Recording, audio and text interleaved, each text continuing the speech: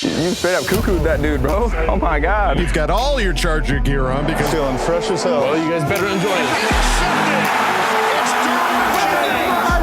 The fans loved it. You have to love what you're seeing on tape if you're a Chargers fan, especially for the future with Justin Herbert. On the move and throws and touchdown. Do this together. Players, coaches, staff, fans, together we can create something truly special. Stay tuned for some good content.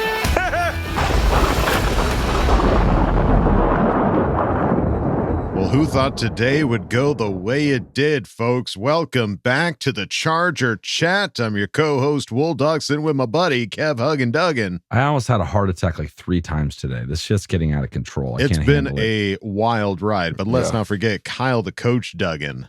Yeah, and sure enough, Twitter Charger fandom going batshit crazy. Everybody right now. losing they dang minds here. The truth.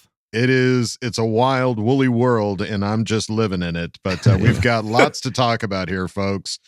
We've got a Bolt beat lined up, a fan focus, and a spicy Ask Boltfam. But let's start off here at the top because our boys came back and they've got like glitter on their faces. They smell like cigarettes and like betting rooms, and the chimes of slot machines are running through their heads. What have you guys been up to? Kyle, start it. Kick it. Yeah, so me and Kev went to every year for the last 10 years now. We go to Vegas for the Mountain West basketball tournament. So Aztecs won. Yes, Aztecs won the whole thing. Yeah, they won the regular season and the tournament, which is muy bueno. Let's go. But yeah, so we went to Vegas for 4 days. Me, my dad, my brother, and our uncle, and it was awesome. It was so much fun. Sweet. A lot of gambling. There was a lot of gambling. I would say it was 90% sports gambling. Us like getting up in the morning, looking at a sheet, pretending my like dad we knew. my dad brought the sheets from the sportsbook up to the room. Yeah, we were coming out still of the room. sleeping. Oh yeah, well, gambling right here. What do you think we're about awake. the over? I'm like, I don't know. So just to give you an idea on my betting, I placed 20 bets on sports. Hit 4 of them. Hey, so that was not great. That was but rough. when were we there? We were there March 10th. What happens on March 10th? Justin Herbert has a little birthday. That's his birthday. I wonder if that's why his number is 10. Probably is. Yeah, that's we're coming together. So we were just walking around, getting ready before a basketball game, and I went around to the roulette tables. I'm like, I gotta put some money on 10. Let's see what happens. Let's get crazy. So I'm like, Kyle, get the camera out. Let's record it. Let's see if something crazy happens. Kyle pulls the camera out, like fucking molasses, like the slowest anyone's ever was already pulled closed. The slowest anyone's ever pulled out a camera in their life. And I'm like, got my money. I got a $20 bill. I'm about to go put it on black. And as soon as I start to walk over there, they say no more bets. And I'm like, all right, here we go. Yeah. And guess what? It hits when they say no more bets. 10. So That's we insane. didn't hit it. So we're just like walking around, and we look at the next table over. Immediately after that one hit, it hit 10. So like 10s were flying. Oh my goodness. Everywhere. Yeah. It was amazing. Wow. And then we gambled a little bit. Kyle and Dad went back to the sports book, and I was like, all right, I'm going to do a couple hands roulette. Did 2, 1, and I won $50. So they gave me a $25 chip, and I was like, you know what? I'm going to go out swinging. Put 25 on 10. Didn't even look. I'm talking to the guy next to me, but over his head, I can see the number that pops up. And I'm just talking to him, and it's just like 10. Hit it. Wow. And I was like, oh my God, Justin, I love you. It's like Sundays, Thursdays, Mondays, you're my man. And your birthday, you gave me a present. Like, what the hell's going on here? What is happening here? Yeah. So it's so crazy. We got a whole video of our experience that'll go up on our Patreon. So if you want to go check it out, awesome. It'll be there. Fantastic. Yes, we'll definitely get that up. But for all of the, missed sports bets, landing on 10 on a roulette table. It made it like not even like 10 adjacent, sure. Like it hits 10. Yeah. No, it paid for Top Golf. It paid for the 2 times we went to Top Golf, paid for a lot of all the beers. Like I walked out of there with money. It was awesome. That is so cool. Well, that's a great time. That is so awesome to hear. Happy birthday, Justin. Yeah. Happy birthday, big guy. While you were at Vegas, we finally started to hear some news about some of the cap woes that we were worried about. Chargers were over the cap. We heard 20 million, and we were just like, God, what are we gonna do? And we're talking about cutting players and just like it people were going willy-nilly. And then so finally the Chargers came out and said that they had restructured Keenan Allen and Mike Williams' deal, creating and rework the deals of Joey Bosa and Khalil Mack. So you got 4 heavy hitters. Our all biggest of their contracts. Our Four big biggest contracts. Yeah. All the biggest contracts got reworked, and it created 26 we'll say, $1 million in cap space. It's just crazy because we never do this, man. And I was thinking about it. I was like, why are we doing it this year, and why are we doing it in such abundance? And I think just maybe the Chargers have this money to give to these players. Like, I don't know what's going on, because it's not just this money. It's like you have to give them the upfront, like right up front. you You have to have the liquid cash to give them the bonus. You gotta have, and I think they have it now, because we're not doing this. This is not us, man. So I'm excited. It feels like an all-in situation. I know we're using that all the time, but hey, I'm freaking excited. Like, let's go. Right. Yeah, because these are reworked deals. So the money's just kind of getting moved around as far as where it is that we're going to spend it. So pushing it back. So right now, 2024 is looking kind of top heavy, but hey, that's 2024's problem. That's this year's problem. Yeah. Let's focus on on that bridge when we come to it. Yeah. Everyone said that this year was going to be a problem, and look at that. Hey, problem solved. Problem solved. Guys, look, it's not my money. I love this. We put This it is all great. on credit cards, and the credit cards are going to accrue interest, and they're going to be due later. But whatever, that's for 2024. Yeah, let's go to Vegas. These for. So yes, That's what we've created bankruptcy's for. So we've created some space, obviously, for this year, and that's what's important right now. We're talking about the now, right now, right? Well done. Right now. So, Chargers now is today the first day of free agency? Is that why all of this is happening? It's like the tampering. So you can send the note across the classroom. It's the paper football. You hit over to your friend across the classroom. He catches it and reads it. It's like, oh, what do you think? Do you like me? You want to go to the dance? Yeah, exactly. It's like, check yes or no. All these guys are checking yes right now, but the contract's not signed. Haven't showed up to the dance yet. I'll be tomorrow. Got it. Okay. Yeah. So the first move for the Chargers finally came in free agency, and that was from former Vikings linebacker Eric Kendrick signing with the Chargers. So no word yet on what his contract is going to be, how much money we're going to pay him. But he's a linebacker. So I remember watching him vividly, because we played fantasy football a few years where you picked up a linebacker, and I had him like 3 straight years, because he's a tackling machine. Yeah, the guy tackles a lot. Yeah, he's fairly consistent. His numbers are going up. He's missed a few games, but last year he had 124 tackles, 74 solo, 50 assists. That's crazy. This is that run stopping linebacker that is going to help us with that problem that coach clearly sees, and goes out and gets, a bigger name, a veteran guy, that this is what his specialty is. So, right. What does that mean for Drew, Kyle? It's the sign of things to come for Drew Tranquill, that I think he priced himself out of our ability to pay him. Like, you have a guy that's coming to his first contract, right, out of his rookie deal. He wants to get paid. This is his one contract to get something big.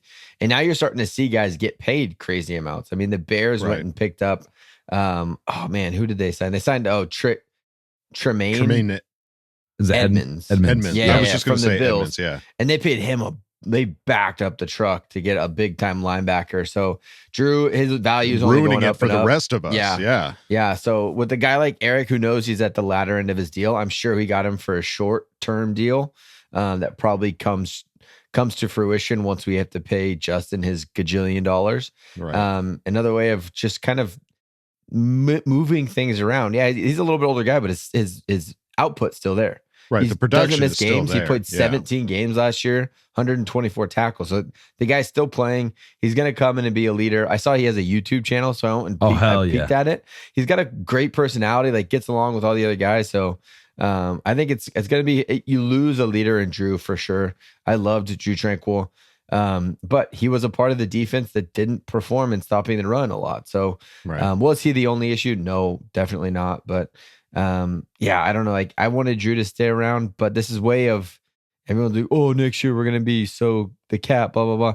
And Drew doesn't want a 2-year deal. Drew wants a 4-year deal, Totally.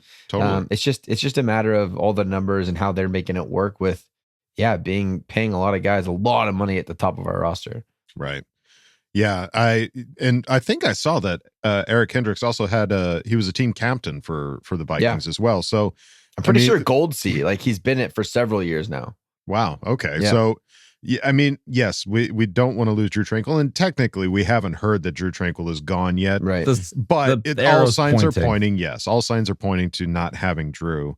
Though, hey, stranger things have happened. Maybe we get surprised. I doubt it, but we'll have to wait and see when that happens. But getting somebody like Eric Kendricks, who is a consistent team captain and a team leader, similar to what we had That's with what Drew. Drew's position was. That's what I'm saying. Well, so, and it was because I heard this news. I was like, okay, I got to go find like where he ranks in the middle of like linebackers, how people have that. So there's just one website had like all the linebackers last year ranked.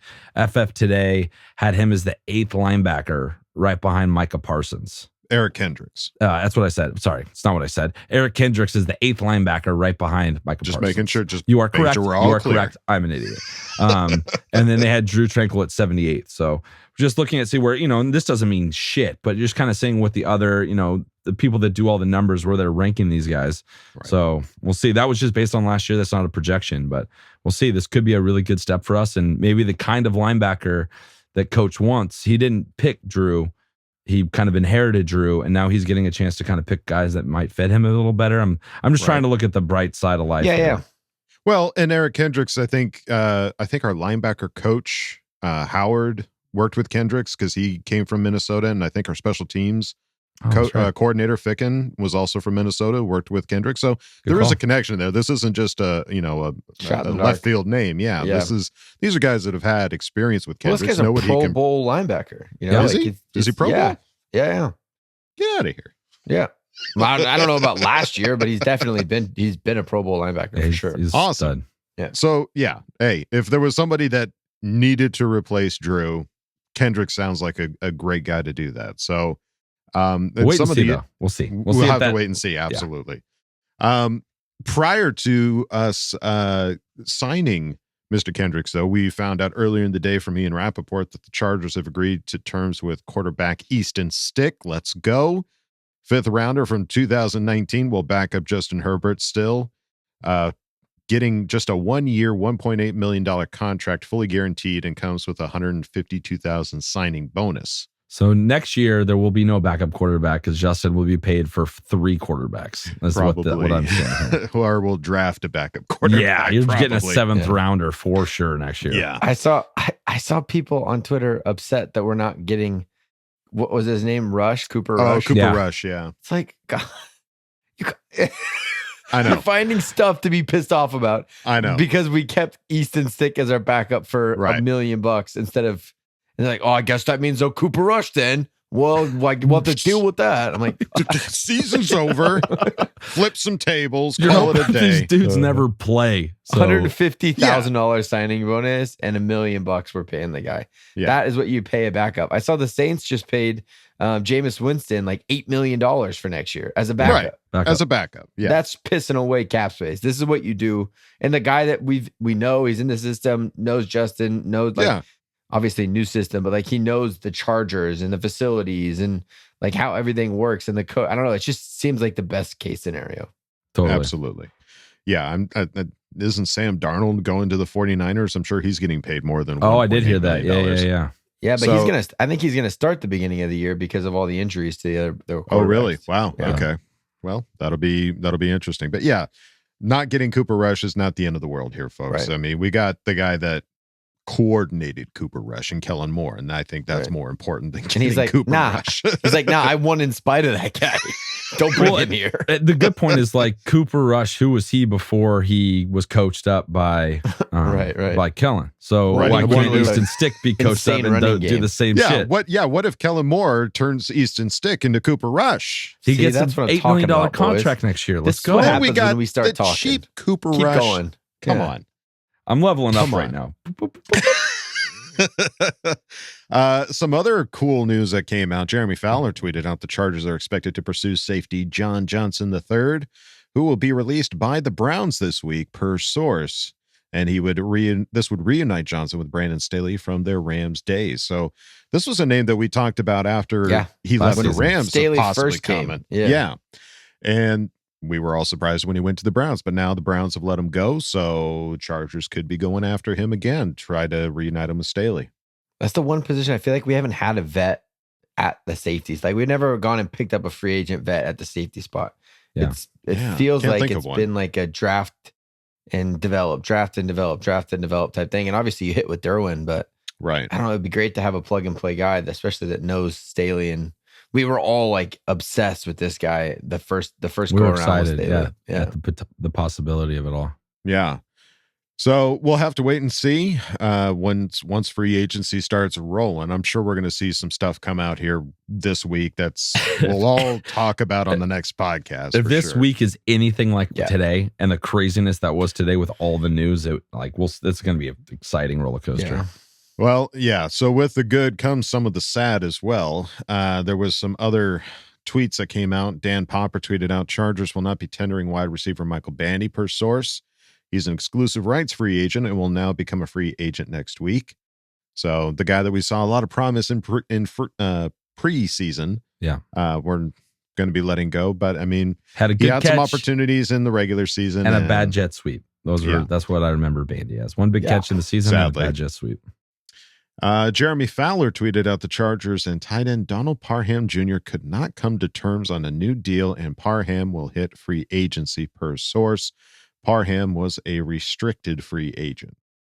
So sad to see that. You don't want to hear about that. That one bums me out, dude. I was really excited to see what he could do with a healthy year next year. And I mean, we've been talking about possibly drafting a tight end as well. So, I mean, it's not like...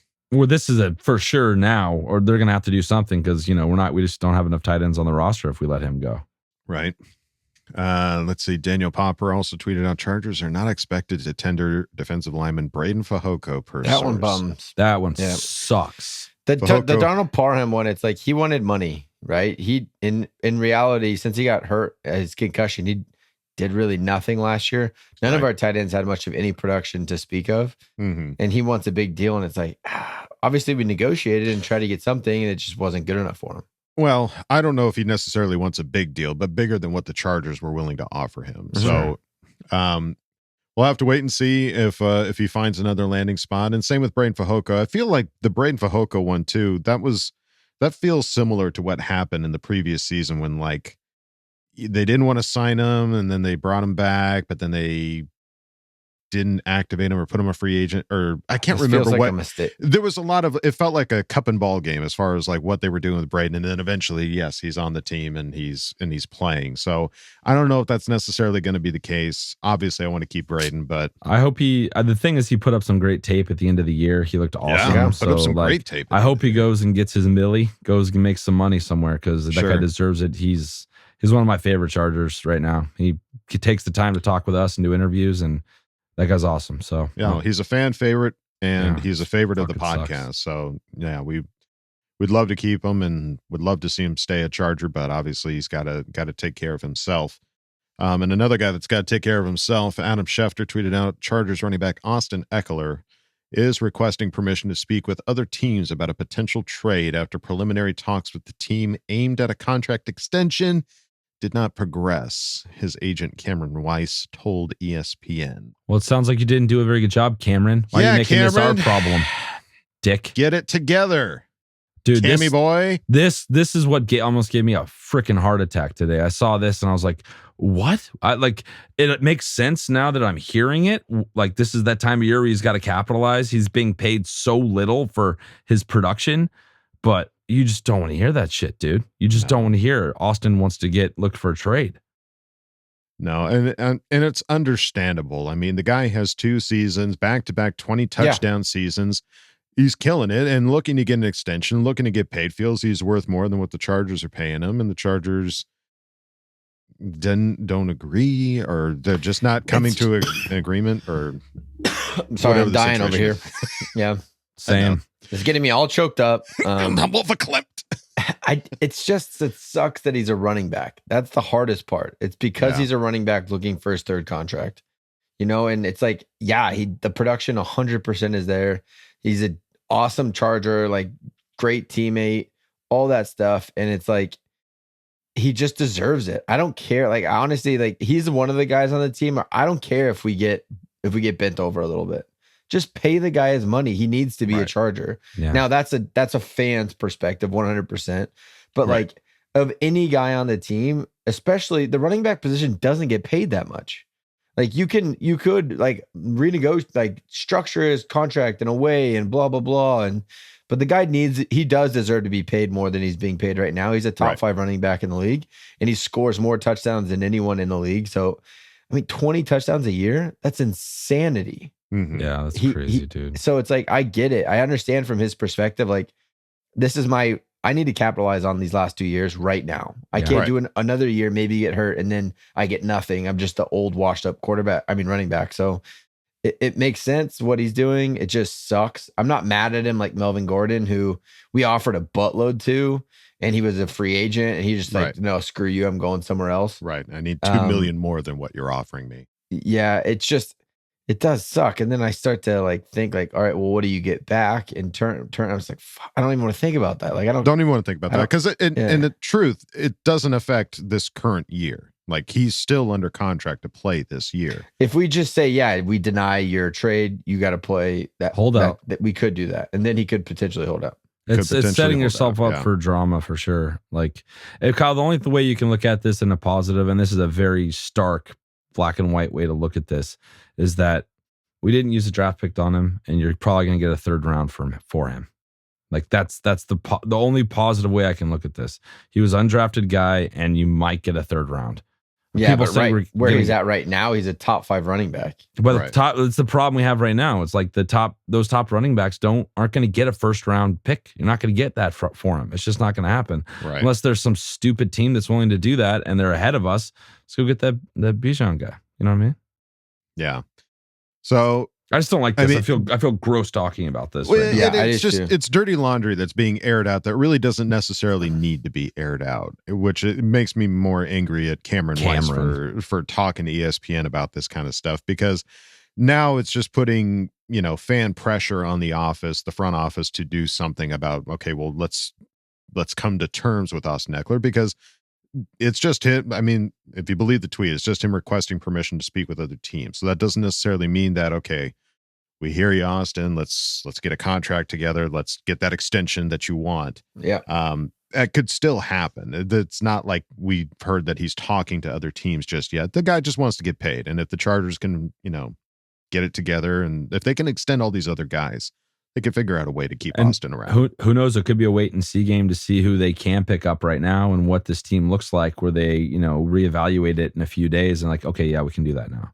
Yeah. Yeah. I just think from a business standpoint, they're just not going to pay a running back. That's just what the NFL is now. Sure. You just don't pay a 31-year-old running back a 3rd contract because production's going to go down and blah, blah, blah, blah, blah. Like, it just doesn't happen anymore. So I don't know, man. I don't know. It just feels bad. It doesn't. It feels gross right now. Totally, it does feel gross. We'll just have to wait and see what ends up happening. Obviously, we want to keep Austin around and understand that he wants to get more money. But if you happen to have some extra money, you can go on over to our Patreon, patreon.com. Wow, that was the smoothest fucking transition I've ever heard in my life. Patreon.com/Charger Chat to check out some of the funny videos that we got over there. We're posting a lot of fun behind the scenes stuff. As Kevin teased, we're going to be putting up a Vegas video here pretty soon of all the shenanigans that went down there. Yeah. And we got to shout out our newest Patreon members, Kyle Goodwin and Brandon Clark. Welcome to the party, pal. Thank you so much, guys. For joining patreon.com/Charger Chat. And if you're curious about joining and checking out some of the fun stuff we've got over there, we've got a little video to kind of show you, give you an amuse-bouche of what's going on at patreon.com/Charger Chat. Let's go to it. Oh, guten Tag! You've joined the Charger Chat Patreon. Good choice, by the way. Got another fun little video lined up for you guys. Kevin. Welcome to the second Zoom Hangout. Kyle's here. What's up, Coach? Really? Look at the brisket. Look at the brisket brothers laughing. Look at them laugh at us. We send out a request if you had a question for Braden. We go to Blockbuster and we go get the Zodiac. And I'm like, what are we doing, man? Welcome back to a Coach's Corner Hollywood edition. I stopped by Blockbuster again. I reached into the movie bin. And it was me who was hurt in front of everybody. This is Kevin's speech to Justin Herbert. I'm gonna go. I trusted you. Kindles you buy. So there you go, folks. Patreon.com/ChargerChat. Check it out. And if you don't feel like going over there, that's all right. You can go on over to our website, ChargerChat.com, to check out all the cool stuff we got over there. T-shirts, hoodies, and stickers. You can chat it up with other Charger Chatteteers in our member section and ask questions in Ask Boltfam. So go check out ChargerChat.com. All right, time to go on to the next segment. It is Fan Focus. Let's see what Fan is stepping up to the plate. All right, guys, we are back with another Fan Focus, and we are super lucky to have Andrew from Charlotte, North Carolina. What's going on, Andrew? What's going on, man? How you doing? Glad I can be on your podcast, man. So. We're pumped to have you, man. We're excited, and we're also excited to find out how you became a Charger fan. It's the first question we ask everybody, man. How did that happen for you? It's a little embarrassing, actually. So I played baseball when I was growing up. I didn't really care about football, but I wanted a way to, meet people, connect with people. So in middle school, my friend that used to sit next to me, huge fan. She's a Buffalo Bills fan at the time. Well, I don't know if she is now, but she was just like, hey, you should get into football. I was like, sure. Like, I just want to follow a football team, but I don't know who to follow. I'm not a bandwagoner. I do not want to follow any big teams that have Super Bowls, and I don't want to be a Panthers fan because I hate the Panthers so much, dude. Nice. And that's all I'm surrounded by in Charlotte is just Panther fans. Yeah, I feel you. So she's just like, what's your favorite state? I'm like, California is my favorite state. And so she showed me like this list of teams, and I'm just like, something about the Chargers like stood out to me. So I went home, got on my old Sega Dreamcast, played with who I then realized the starting lineup for that team, their quarterback was Ryan Leaf. And I'm just like, this team is the one I want to follow. I'm just like, and I realized, wow, I played with a sucky quarterback on this game. Nice. So I just, my first ever game that I watched was on like the NFL, like ticker thing where it's got like the little lines going across the screen. And I'm just like, that was the Bengals game when they went down like 27-7 and they rallied the second half. So ever since then, I was like, I just had a good feeling about it. And like, I was actually a spoiled Chargers fan for a little while because, I followed them from 2006, so they made the playoffs every year until 2009, Yeah. I got the whole Rivers, Jay Cutler rivalry, and like, it was fun. And then I really had to sink into my fandom after that because they didn't make the playoffs again until Mike McCoy came in like 2013 with the Bengals. So that's how I became a Chargers fan. I just felt I had a good feeling about them. And it's funny that I had a good feeling about them because they break my heart all the time. I know. But but still, that's how I became a Chargers fan. So that's awesome, man. Well, I feel a kindred spirit here because I'm also not near the team. I'm in another state surrounded by another team. So tell me, like, what is it like for you to be a Charger fan? I can't imagine there's a ton of Charger fans in Charlotte, North Carolina. So what's it like being, out there kind of by yourself?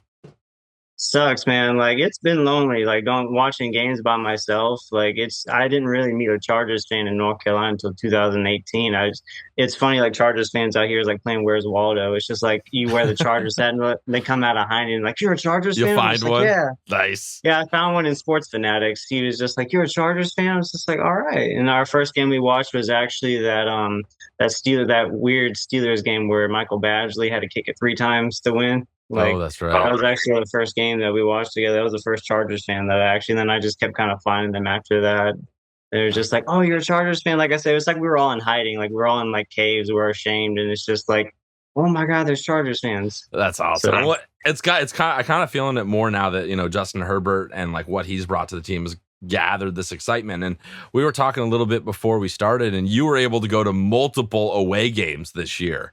What was it like being able to? So first, tell us what those games were, and then what was it like being a fan, a Charger fan at those away games? It was definitely a different experience because like when I went to the 2007 game, like we had like, the whole San Diego Supercharger theme song. You had fans saying San Diego Superchargers, and you didn't have that after they moved, because we don't have a theme song. You don't really have that. Well, what's our identity? It's just like it kind of got lost in that.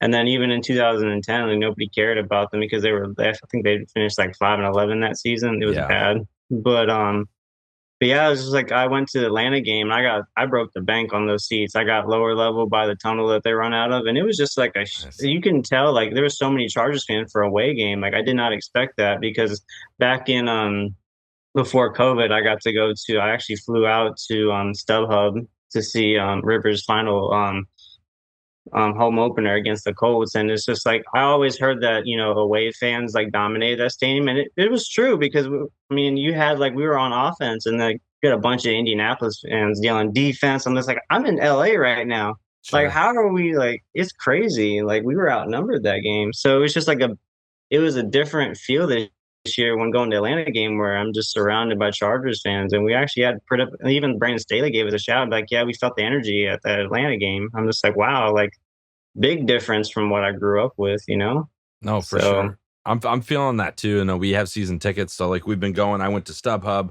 We were at Jack Murphy. We were at Qualcomm. We've experienced it and kind of the ups and downs, and especially in San Diego, we were getting outnumbered there too. We were never, not always had the home field advantage. So now that you're kind of feeling this kind of energy change, it's really exciting. So I'm with you on that. And then, what are you most looking forward to? There's a lot about to happen. We are like right on the cusp of the free agency stuff, who we're going to keep, who we're going to cut. The draft's going to be here before we know it. What are you most looking forward to this upcoming year? So I'm really hoping, like I said, the offense could take a big step this year because I feel like that was the biggest disappointment. Our team went so much into, hey, we're just a defense away. We have a great offense. We have Justin Herbert. We have all this talent. Like we were just a defense away from, going to a Super Bowl, which is why they broke the bank last year. And it sucked to watch that backfire because it was the offense that struggled last year. I'm just like, wow, like. I mean, the defense did have their struggling points last year, especially run defense. I'm so tired of hearing about run defense. Like how many draft picks have we spent on like the defense in the last like 10 years, and like we still can't fix that. But I mean, I thought it was going to be great, but so this year. But I mean, stuff happens. Like we had so many injuries, and like being a Chargers fan throughout the history, you have to deal with that all the time. It's injuries after injuries. You're like, yeah. Wow, we have like 22 guys on IR. Like, this is ridiculous. Like, how do we keep getting all these injuries? But that's what I'm looking forward most to this is hopefully like with Kellen Moore coming in, that offense taking that next step. And like, hopefully we can retain some guys. I know we have a lot of guys like Drew Tranquill is probably not going to be back. Like hopefully we can restructure Sebastian Joseph Day. I don't know what's going to happen with JC Jackson with that injury, but I'm confident with Michael Davis though. I think Asante Samuel will take that leap, but I'm really hoping like the offense can really take that leap with Kellen Moore, and hopefully, we'll see what happens with Trey Pipkins this year. Like if they, they keep him or not. I think that'll be like a big thing if what they do in the draft. I feel like they might go like offensive line if they let him walk, because I mean that's a big gap there. Because I mean it sounds like they want to keep Jamari Salyer at guard versus moving him over to right tackle. I don't think Foster Sorrell is going to pull a Trey Pipkins, go work out with Rashawn Slatter and Duke Mayweather and be great. I don't think that's going to happen. With you. So I think it depends on whatever happens with Trey Pipkins. But I know a lot of people are just sold on us getting a tight end, which I would love to get a tight end because I feel like we haven't had that presence since Gates left. Hunter Henry stayed injured. Hunter Henry stayed injured throughout his entire career with us. He had that ACL tear, he had that kidney laceration, and then he had like that tibia fracture. He was always weird injuries on him too. Yeah, and it's just like that position's not feared for us. I feel like if we had that weapon for Justin Herbert, that would take us to another level. I do too. So like it's just like it just really depends on what happens during like free agency. So basically, I'm just looking for that offense to take that step because it's an exciting offense. Like if everybody stays healthy, I don't know what's the running back room is going to look like. I don't know what's going to happen with Isaiah Spiller or, if we're going to utilize him. I know he was really young. That's what Matt Money Smith was kind of talking about today on his last podcast was, he's a young guy. Maybe that's why we didn't get to really see him because he's not developed enough to be that full caliber running back we need him to be. So I'm just really excited to see what this offense can do. And hopefully we retain enough on defense to be competitive next year. That's awesome, man. And you're clearly a diehard Charger fan. You know all the names, all the records. You got it all, man. So it was an absolute pleasure hanging out with you, Andrew, and appreciate you being a part of our Patreon. It's been so fun hanging out doing that. So, dude, I love you guys, man. Like, hey, get another tier, and so we can do some unedited stuff. So, all right, man. We'll look at it. But we appreciate it, man. We hope to, we'll see you on the next hangout, and then let's try and hook it up at one of these games. Maybe we'll get an away game, man. Maybe we'll come join you for one of these away games. Yeah, I really want to. Like, you're out in Missouri, right? Like, is that where you live? Yeah, I want to go to Kansas City game. Well, like that's easy. That's done. Call it a day. It's done. We've got plans. Done. That's on my bucket list, man. I want to go to Arrowhead. Like, I love the tomahawk chop, even though like I grew up a Braves fan, so I love the tomahawk chop. I can't do it with them, but I would love to come out there.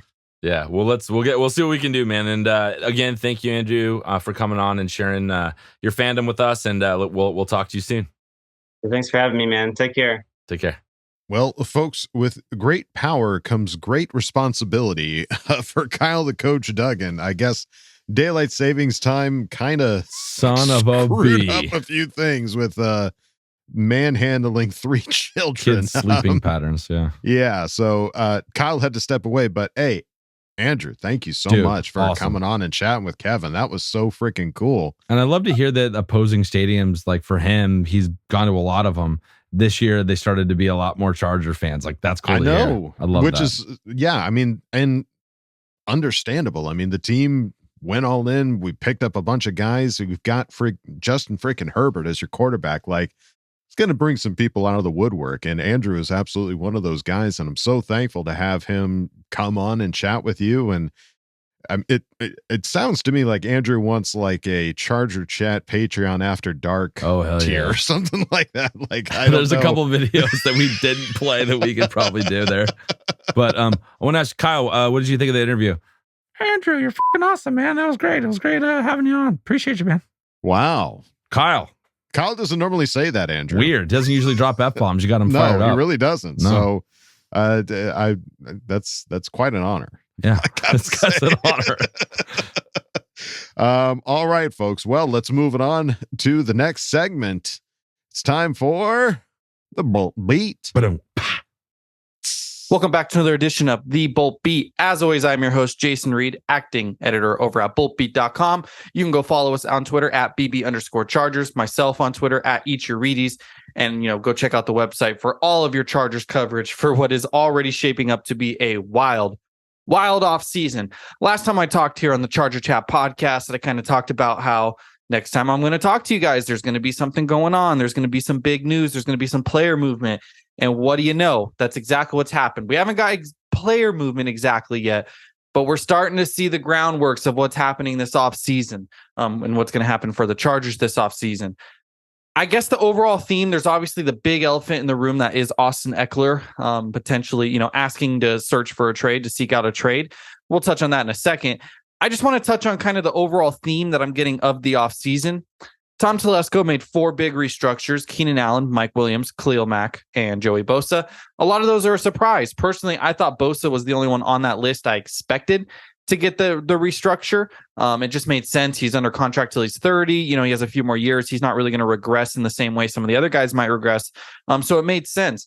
Mack was a surprise. He only has 1 more year under contract. Now he's got a bigger dead cap hit next year, whereas before, his dead cap hit year next year was easy to get out of. Mike Williams, they restructured his deal.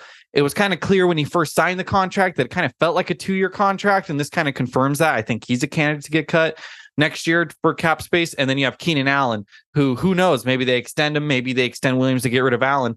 One way or another, these guys are going to be kind of off the team. They are candidates to get cut next offseason because just those 4 players make up, I believe, the numbers 55 or 56% of the total cap. So yeah, you just can't operate a team like that. So some guys are going to depart, and the overall theme is that we're learning is this is kind of an all-in year for Tom Telesco. I think Tom Telesco is operating under the idea that this could be his last year, and that if this doesn't work out, oh, well, it's not his problem to solve moving forward. Now, obviously, us Charger fans, that's not what we want to see or what we want to, we don't want it to not work out and there to be problems to solve next year. But you see this in every sport. You see it in baseball. You see it a lot in basketball specifically, and you see it in the NFL, where these general managers are like, hey, my job's on the line. I got to do something. I got to put together a winner. I got to live up to ownership expectations, and I got to go for it. And we see a lot of these ill-advised moves in other sports, like the big superstar trades in basketball that make no sense. All these different things. I don't think this falls into that, but it tells me that Telesco might be a little bit more bold this offseason. Maybe he does a move like trading up for Bijan Robinson, which I don't know that I would necessarily love personally. Maybe he trades down. It's something he's never done before. That would be bold for Telesco. Maybe he uses his newfound cap space, $19 million at the time of recording this, and that's without cutting Matt Filer, without factoring in rookie draft pool and everything. Maybe he uses some of that to bring in a bigger name player. Maybe someone like Tranquill walks and they bring in someone like Bobby Wagner. Who knows? I think anything is on the table this offseason for the Chargers, in the realm of possibility, of course. Because Telesco, we can't just be like, oh, Telesco's not going to do that. That's not what he normally does, because he doesn't normally give max restructures to 4 guys. So that's kind of the offseason kind of narrative that's going on this year. And then you have the Austin Ekeler situation. It comes out today that Austin Ekeler has asked permission to seek out a trade. The two sides have not been able to agree to a contract extension. Ekeler has one more year left under contract. Excuse me. Sorry, my dog's walking around. Hopefully he doesn't hit this tripod. He's got one more year under contract. I believe he's a $7.75 million cap hit. That's off the top of my head. Apologies. You can hear Maurice shaking out. He just woke up from his nap. So it's they could free up some money. He only has one more year left on his deal. He's relatively affordable for other teams in the league. So he's going to have some interest. Now, some fans want to see the Chargers just pay Austin Ekeler. They want to have the extension. He gets a lower cap hit this year. You kind of reward him for the 40, 50, 60 touchdowns he's had over the last 2 years. Obviously, the number's not that high. But in reality, obviously, as a fan, I want to see Austin Ekeler return just because I like the player. I don't want to see him on another team. But the reality of the situation is running backs don't age very well in the NFL. He's already 28 years old. Giving running backs that third contract is not usually advised. We already saw the team not want to do this with Melvin Gordon. And what made his contract, Austin Ekeler's contract, so great is that the Chargers got in front of it. They did it earlier than they needed to do. That way, at the tail end of his deal, his current deal, they were still getting elite level production, which is what we saw last year. If they did it 2 years later and he had 2 more years left under contract after 2023, who knows what could happen? So it's almost like one of those unfortunate situations where it sucks for Ekeler. It sucks for the fans. It kind of sucks for the team, but you can't pay him. You can't give him a 4-year, $40 million extension or whatever, his market price would be. It's just bad baseball or bad baseball. I got the World Baseball Classic on here. It's bad football. Every year we talk about these running backs who are overpaid, the Ezekiel Elliott's of the world, and teams want to get out of those contracts. And if the Chargers do this with Ekeler, it could be the same situation. If we're being honest, Ekeler struggled to run between the tackles last year. The Chargers couldn't milk the clock in the Jacksonville game because they couldn't run between the tackles. He's an elite playmaker. He's an elite touchdown scorer. He's an elite, pass catching specialist. But do you want to pay a guy who's kind of one-dimensional and is getting older at a position that notoriously ages really poorly, 10 plus million, when you already are backed up against the cap? I don't think so. So I think, Ekeler's going to go look for these trades, and it's going to be interesting. He's going to try to find a team that wants to sign him on for an extra 2 to 3 years and go there. Obviously, the Chargers don't have to listen to him now that this cat is out of the bag, and it was Ekeler's agent who leaked it to the media, which is kind of a telling sign. The Chargers could be like, screw it, let's cut ties, let's go get a 4th, 5th round pick, because that's all he's going to get for 1 year of his services, and let's move on. I think realistically, unless Ekeler finds a team that really likes him, that really likes him and wants to extend him, or he goes full scorched earth, I think he returns and just plays out his contract. And it's like one of those weird, awkward situations where he's kind of going at head to head with the front office, and maybe there's a hold in training camp kind of deal. But I think if you're asking me extend Ekeler or trade Ekeler, I'm probably taking trade Ekeler every time. As much as it pains me as a fan, that's just the business side of the game, and long-term makes the most sense. But then again, as we already said, Tom Telesco is operating like, hey, if I'm not here next year anyways, who the hell cares? I might just go give Ekeler $40 million. Obviously not. He would have already signed him to that. But who knows? Maybe they got ideas for Robinson now. Maybe they trade up. This wouldn't be the first time Telesco's traded up for a running back, even if it's really bad value. And what I do know is whoever is on the team next year, we're all going to root for. And I don't like some of the fans cheering for Ekeler to leave. Look, I know he struggled at times, and I know some of the stuff he said or didn't say with Herbert on, Undisputed and all that. Yeah, it's frustrating, but this is a guy who's been the catalyst of the offense and has been a really important player on the field, in the community, off the field, not just like social media, but like in giving back to the community. So like, let's not bash the guy. Like, is that a simple request for some fans on Twitter? Like, hey, let's not celebrate him like he's some horrible player who's done horrible things. Let's celebrate him for what he's done. And if this is the last time we've seen Ekeler, then let's celebrate that. Let's not kick him on his way out. That's just weird to me, but it'll be interesting. It'll be interesting to see what they do. There's going to be a lot of free agency news before the next time I talk at you on the Charger Chat podcast in 2 weeks. There might even be free agency news by the time you're listening to this with how fast everything's been moving in this cycle. But we're going to get a better idea of what that Charger team is going to look like next year, what they're going to prioritize in the draft and whatnot. And it's going to be interesting. I think we're in for a very interesting next 4 to 6 weeks with the Chargers, and there could be a lot of change, including Austin Ekeler. So that's all I got for everyone today. Again, let's be nice to Austin Ekeler and the other players on the Chargers, whether they're staying or they're going. And let's get back to the Charger Chat, guys. Kyle, you're back. Oh, hi.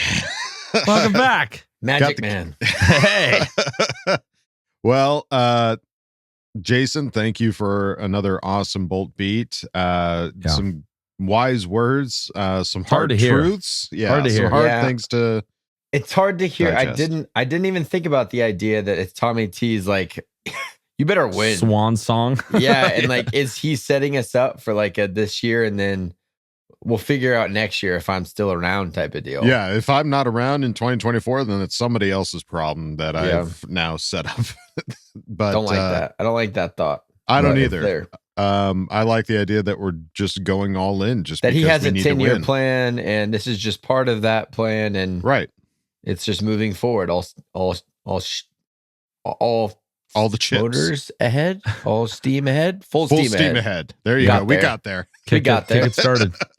It's just like the contract negotiations with Austin Ekeler. It'll get there. Yeah, it'll get there. It was so funny though, because I got a notification from Twitter that we picked up Eric Kendricks at the same time I got his segment. They like came, so I was like, you missed it by like 5 minutes. So missed it by that much. Yeah, but that's so quick. Right now, we're in like the crazy part of this off season where it's like when this comes out, there will be more stuff that's already happened for sure. 100%. Yeah, big time. Yeah, and shout out to Maurice, Jason's dog. Hey, welcome to the party, pal. Thanks for making the show. Yeah. Thanks, Maurice. Jason, thank you again, dude, for another wonderful bold beat. Can't wait to see what happens in a couple of weeks when you've got a lot more to chew on, my friend. I expect some deep dives into what's happening in the free agency. But until then, folks, it's time to go on to the next segment. It is Ask Boltfam. Buckle up. Time to put your money where your mouth is. Hi, guys. Don't jam a thumb up his butthole. That's what you do. I wet myself in excitement. Oh, so hungry. Your thoughts are like totally appreciated. Catch you later, dude. Okay, love you, boy. That's right, folks. Time for Ask Boltfam, and we started off with Zachary Shelton, who asked the question. Hopefully all of these moves that we made last offseason and so far this offseason actually can result in this team winning the Super Bowl this upcoming season. What's the point of going all in if you don't succeed at the end? Well, you don't know unless you go all in. Sure.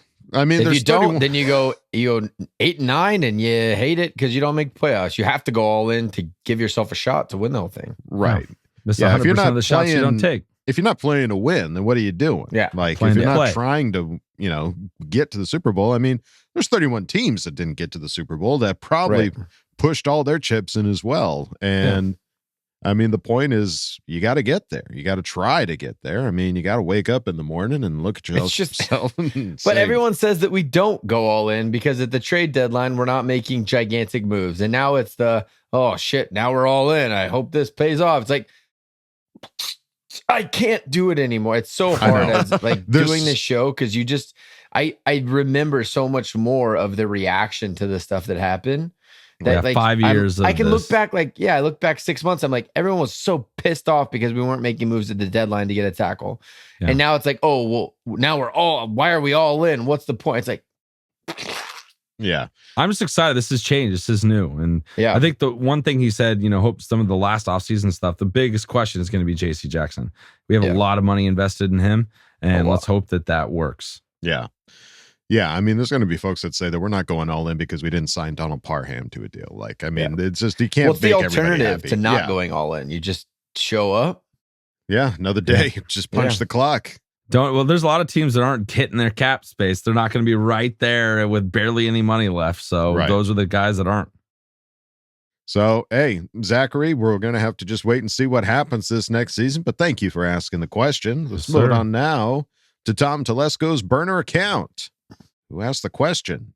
Looks like we're going all in, man.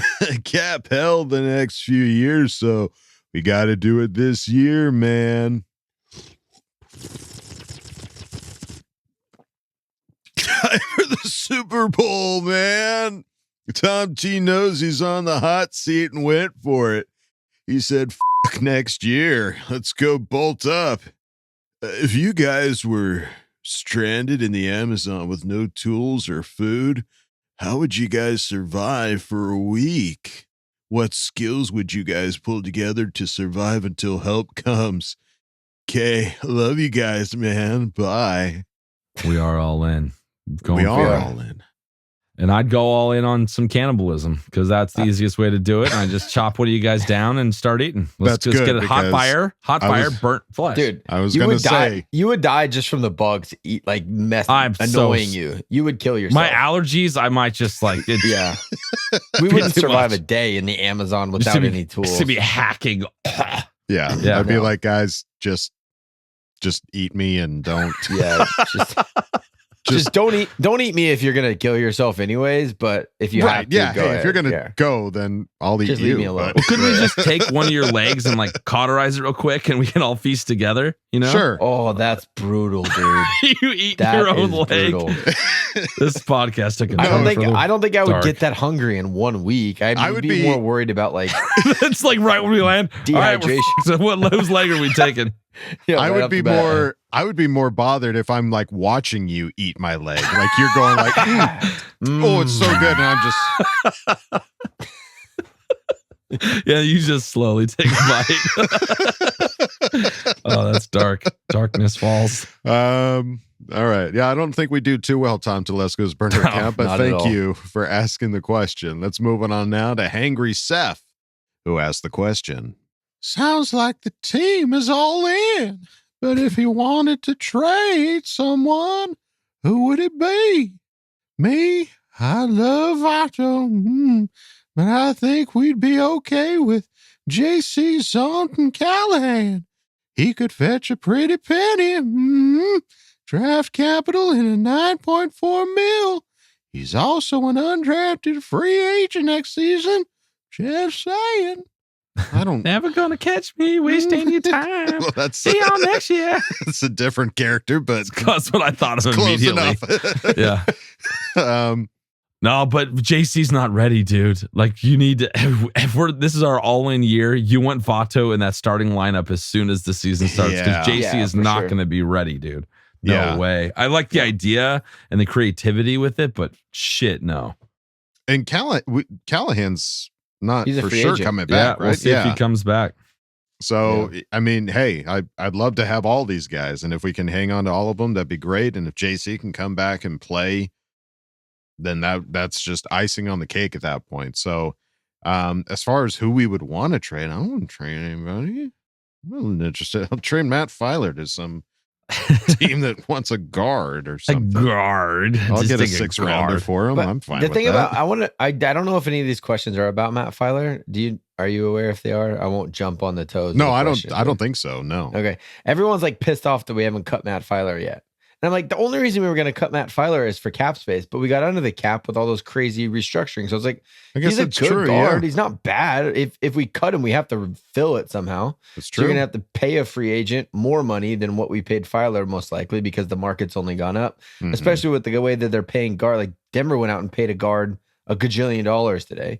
So Right, it's like yeah. you either replace him with a rookie that's probably not ready to go, because you don't want to take one in the first round, or you pay more. So it's like Filer's the guy now. We restructured those things so we didn't have to cut him. That's true. I don't know. I feel like if they don't cut Filer, I feel very strongly Trey Pipkin's going to move and they're going to put Sawyer over at right tackle. I really do. I think that's what will it's happen. possible. Yeah, that's and that very saves you a possible, lot yeah. of money. Yeah. Oh yeah. All right. Well, yeah. I don't think we That's our truly opinion. answered your Everyone has question, one. Hangry Seth. But Was that Trade no one. Trade no one. No trades. who we would trade? we cut. Yeah. But thank you for asking the question. Let's move it on Sorry, now. we didn't answer that at all. No, I mean I don't want to tried trade to anyone. trade. I just allow people to walk. Anyone that we Kenneth have under Murray? contract right now is you're not going to get anything for I him. know. I don't know what you would get. I mean, I understand the mindset behind Vato, but like Well, he's But the we best need him. player He's that the you best could player. possibly get something for, but that's the one you Right. need to keep. Right. It's like the fantasy football trade where you're like, here, have all my shit. Give me some picks. Like the NFL just doesn't do that. You know what I mean? If these guys are proving themselves, they'll be worth it, but they're not doing it right now. But then if they prove it, then you want them. Exactly. Vato, keep him. It's a catch 22 there. We're also Hangry fans Sam. and we love Yeah. all of the Chargers, so I don't want to. Yeah. It's all a fan. Yeah. But thank you for asking the question. Thanks, Let's move brother. it on now to Mish Kyle, Certified fresh. who asked the question. My question is, other than your Chargers podcast, what other Chargers podcast do you like and listen to? For me, from my point of view, I don't like listening to other Charger podcasts, not because I don't love those guys. I am easily incepted. I am easily, something goes in my head. I'm like, oh yeah, that's a great idea I just had. So I try not to do that at all.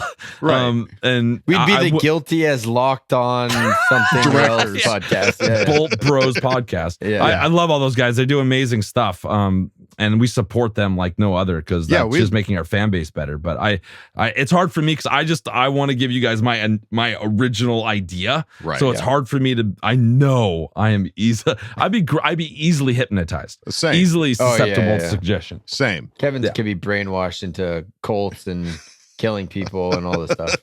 But I will listen to the Charger chat one. I'll wait till after we record our Mondays and then listen to it. You mean not the Charger chat? That's us. The Chargers. Chargers. Network. Well, the Chargers. Yeah. Yeah. Like Chargers Chris Network, Harry and Matt. I listen to myself every I was week. gonna say, you're like, No. I'll listen to myself after we record it. The Chargers.com Which is one. Just typically how you listen to something after you record it. the Chargers.com one. Those are great. But I just don't want to incept those other guys and steal takes that I didn't come up with myself. No. And yeah, guilty as charged. Chargers Weekly. Help me out. Chargers Unleashed. Locked On. Chargers Unleashed. Locked On. Locked Those guys On. Locked On are awesome. Bolt Bolt Bros. Bros. Bolt Bros. Who are the ones that are overseas? Is that Charged Chargers down under. Chargers Down Under, but there was the other one that we had that was like Charged Up. The I feel like I'm on the spot. There's so many. There are a lot. God, And we we're love gonna them piss all. somebody off because. But we I didn't don't mention listen to them. any of them, so that's why I don't have the names on the top of my head. I only listen to the Chargers Network podcast, the one with Chris Harry and Matt Money Smith, because they I just feel like they have a little bit more of an inside take, and they're in the business. Like Matt Money Smith's talking about how at the draft or at the combine, He's he's like rubbing talking elbows. to GMs, and it's like you actually I get something more out of it.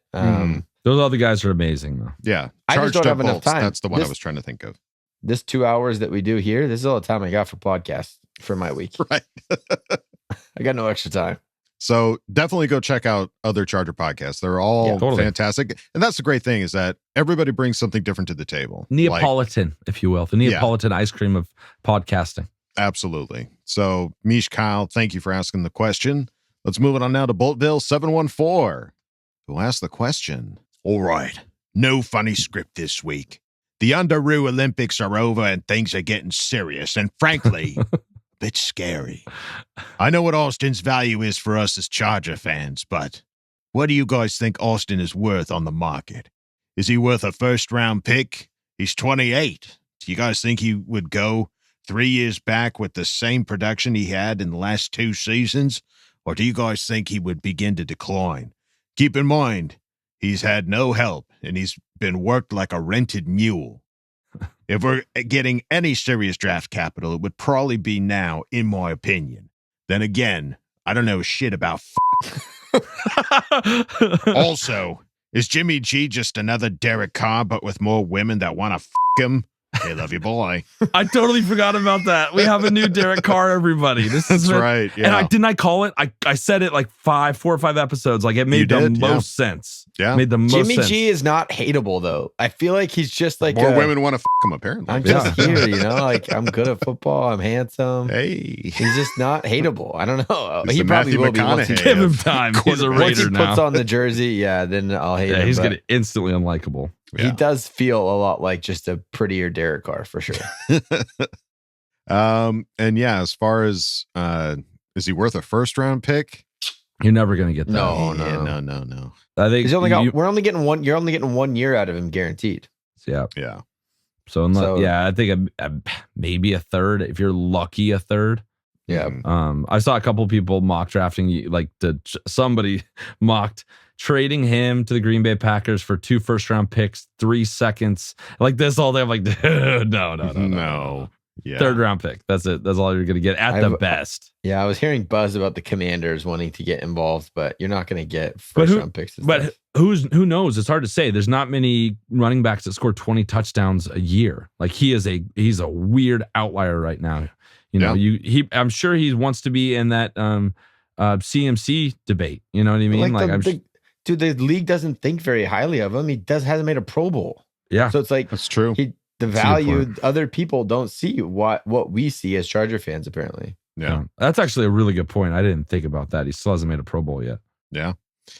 So we'll have to wait and see there, Boltville 714. But hey, thank you for asking the question. Let's move it on now to SRP Dad, who asked the question. With the news of Ekeler requesting a trade, where do you think he ends up? With the Chargers or elsewhere? Do you think this changes our draft philosophy now? I mean, it very well could. It very well could. It depends on what. If there's we don't have a running back 1 outside of Ekeler. The guys that we have, it's like we got enough for a 2. That's what it felt like. Like between all of them, kind of we got a 2. Yeah. So I think it changes drastically if you don't have Austin Ekeler. Mm-hmm. The hard part is with him coming out and requesting a trade, you deny that what's his reaction? You don't know. Mm-hmm. When your guy comes out and asks for a trade, usually they get traded because it's like, we've already tried to negotiate. We don't like what you're offering. Get rid of me, basically, is the feeling and sentiment. So yeah, I don't know. It has to change your draft philosophy, but you're not going to, I don't think you take a running back in the first, but I think it changes your philosophy.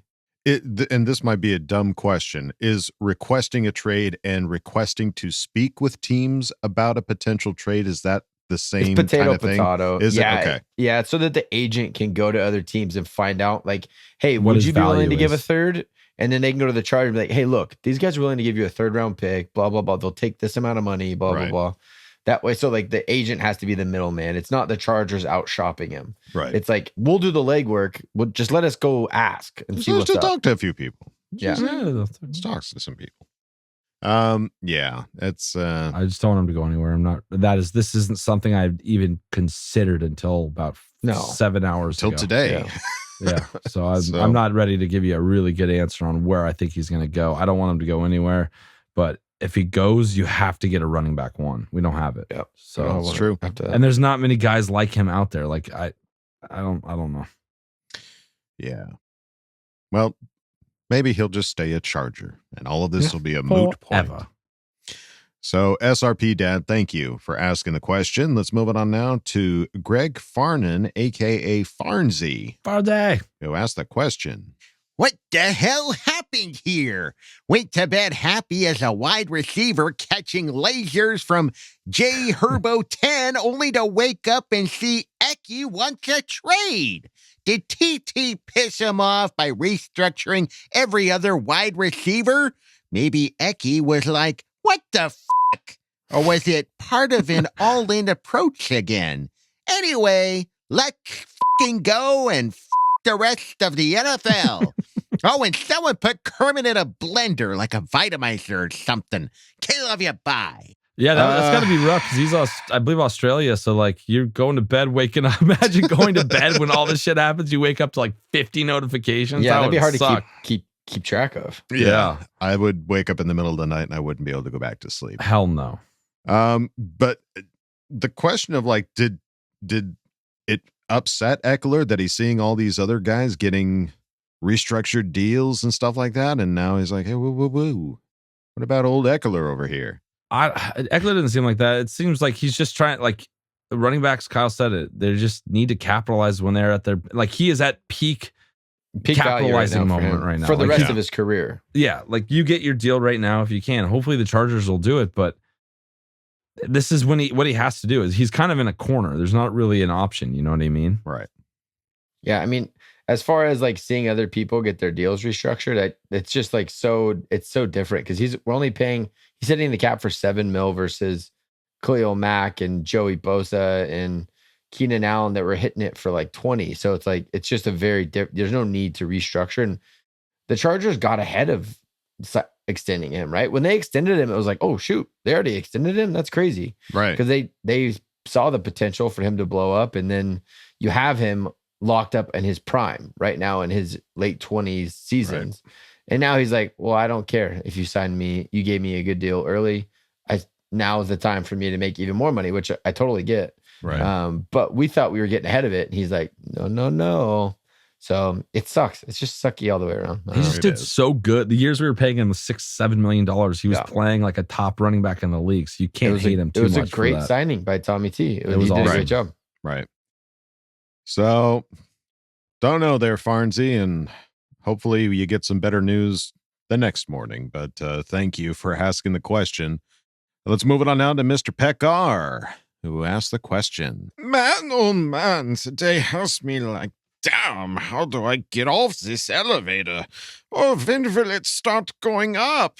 It started out going up with the announcement that there will be some familiarity in the QB room with the stick signing. All right, man, we're off to a good start. And then bam! Ekeler, and then bam, Parham, and that one hurts the most. The kick in the proverbial nuts. My man Braden Fehoko. I feel like free agency are like these two modified quotes from Blazing Saddles.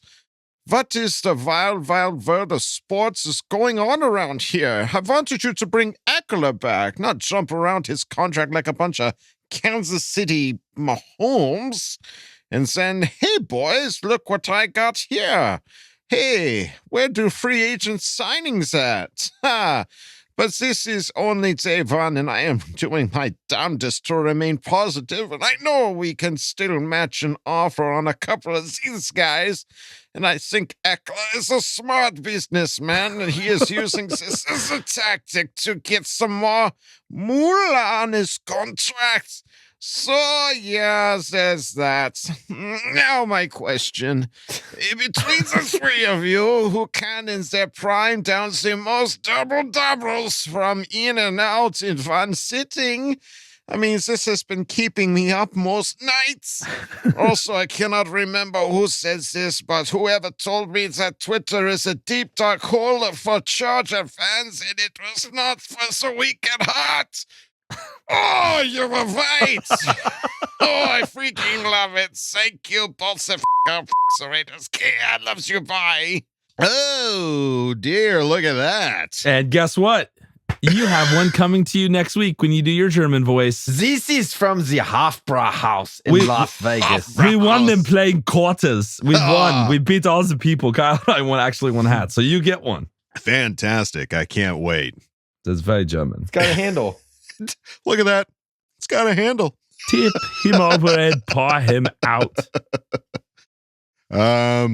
All right. Well, finally, something that I think I can kick your guys' ass in, eating the most double-doubles at In-N-Out. There's no physicality behind it, just a big old belly. I think I could take you guys to town. How many do you think you could eat? I think I could get 3. 3? I think I'd be fighting to get 3. Well, then I'd go for 3.5. So you're more in the mindset of I wouldn't let you win. I wouldn't. Okay. I would force myself. The intestinal fortitude. Yeah. I couldn't let it go. I would just wait until you guys threw in the towel, and then I'd go just a little bit further. Yeah. Yeah, I don't know if I'd be good. We always did it in high school because it was right down the street, and like the linemen would all go eat double-doubles and see how many we could eat. And like, oh really? One guy get like the 8x8, and I was like, dude, no, like, I won't be able to walk out of here if I do that. So, all right, Wool Dog wins. Wool Dog finally wins one. Mr. Pekar, thank you for asking the question. Let's move it on now to Josh Rodriguez, who asked the question. Oh boy. With all this cap room, are we moving on from Everett? If so, do you see the Chargers getting a free agent tight end or still looking for one in the draft? Love you, bye. Ho-ho! Certified fresh. Hey! I missed it. Welcome, Josh. Better late than never. Yeah. All right, moving on from Everett. He posted something on Twitter today that said blessed. Yeah, weird. Don't know what that means. Just said blessed. He's blessed that he's feeling not getting blessed. cut. I guess. I don't know. Like, what's is he Something glasses going half on full? behind Glasses, the scenes? something. That'd be weird, dude. That'd be getting rid of 2 tight ends out of our tight end room, and that would leave you Trey McKitty and Trey McKitty. Yeah, that's not looking good. I don't think Everett's going anywhere, and we need to draft a tight end, like first 2 rounds. Let's go. Yeah, the tight end of the future, because we only gave Gerald Everett a 2-year deal, right? It was like 2 or 3. I thought it was just a 1-year deal. No, he's still under contract for this year. Okay. Yeah, but I don't think it was more than 2. I thought it was a 2-year thing. So, yeah, eventually, I mean, even if he stays, you still have to address the position with something for the future. For sure. I think with everyone talking about the depth of tight end in this draft class, first 2 rounds, you have to address tight end, and I'm hoping it's sooner rather than later. It was a 2-year deal, and he made 1.5 last year. He's making 5.5 this year. Oof. Yeah, it's a big jump. As long as he doesn't get off, as long as he doesn't stay on the field when he's tired and give up interceptions, I'll be okay with it. That was tough. I cannot get that even out see of him on the field after that. I can't even get it out of my brain. That's how bad that freaking play was. But yeah, if you don't know, we're talking about the KC game that pick 99, whatever it was. Yeah, it was. I would like to hope that if we do end up keeping him, which it looks like we probably will, that having a second year with Herbert and with this offense, and now with Kellen Moore at the helm, we'll see some better production out of Mr. Everett. But I just think if you could tandem him with a real tight end, because Gerald Everett is not a tight end, he's just a big wide receiver, a really big wide receiver. So if you could put him on the field with a real tight end that you have the threat of blocking, you can run a play action and him sneak out. Those guys trying to kind of tear up the middle of the field.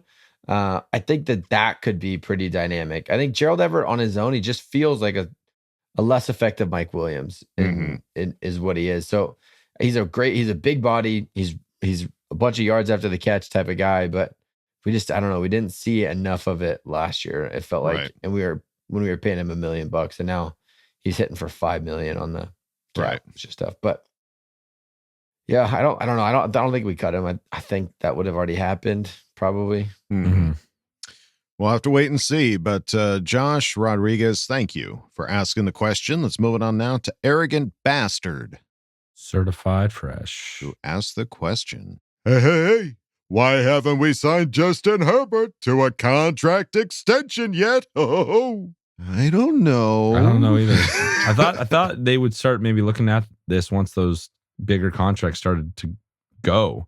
And you see Daniel Jones $50 million.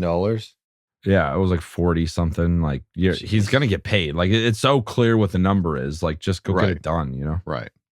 They did talk about it though at the combine, right? They asked Tommy T about it, and he was like, "I'm really confident we're going to be able to get an extension done. That's like basically like a team friendly deal." So, I just don't think they're worried about it. Maybe they're looking to project with this offseason, getting guys on the books, what it looks like 3-4 years. So they see how they want to initially structure it. So they can think is they want to see things settle here between the draft and free agency, and then lock it up. That's a good point. That makes the most sense. Yeah, let's get all our ducks in a row and figure it out. I mean, and I get the idea of hey, let's get in front of this before the quarterback market just explodes and everybody's getting paid way more money than they probably deserve. Yeah, Daniel Jones is making more money per year than Patrick Mahomes. That's freaking insane.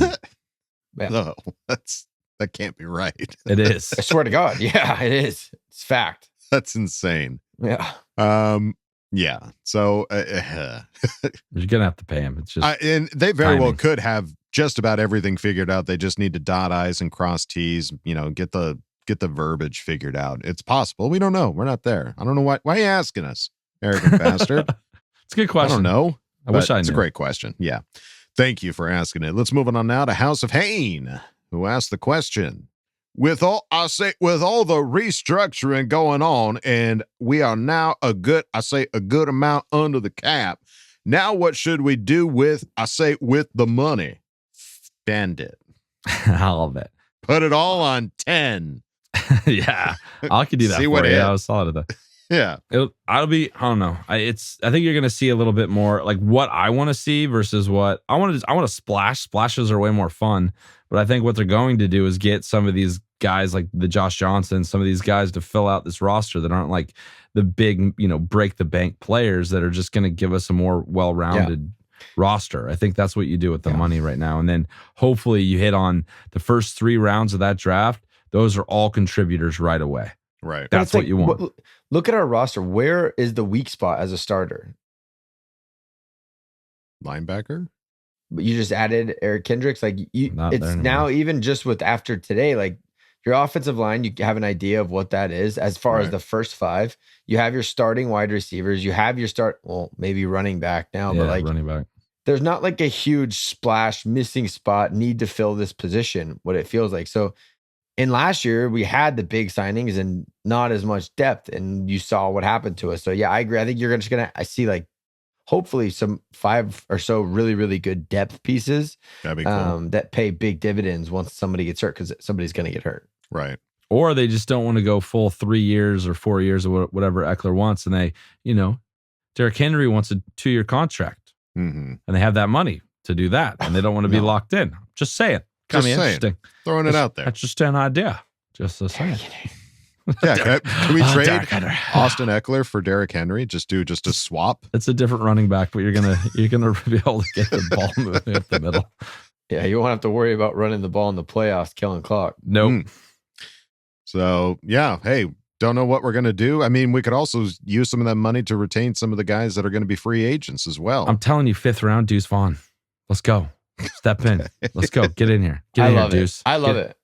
Because everyone's like, oh, Deuce Vaughn, same kind of body type as Austin Ekeler. Well, now I don't have Austin Ekeler. Reach for him a round earlier than where everyone else thinks they're going to get him. Grab your Deuce Vaughn, and you got your guy. And pick up some dude that, I don't know. There's running backs everywhere. I don't know. They're not everywhere. Scary going into the season without any running Oh my back. God, it makes me sick. I'm feeling gross. Yeah. All right. Let's move it on. House of Move it Fame, on. thank you for asking the question. Let's move it on now to Chargers Truther, who asked the question. What's the plan to get the run game going?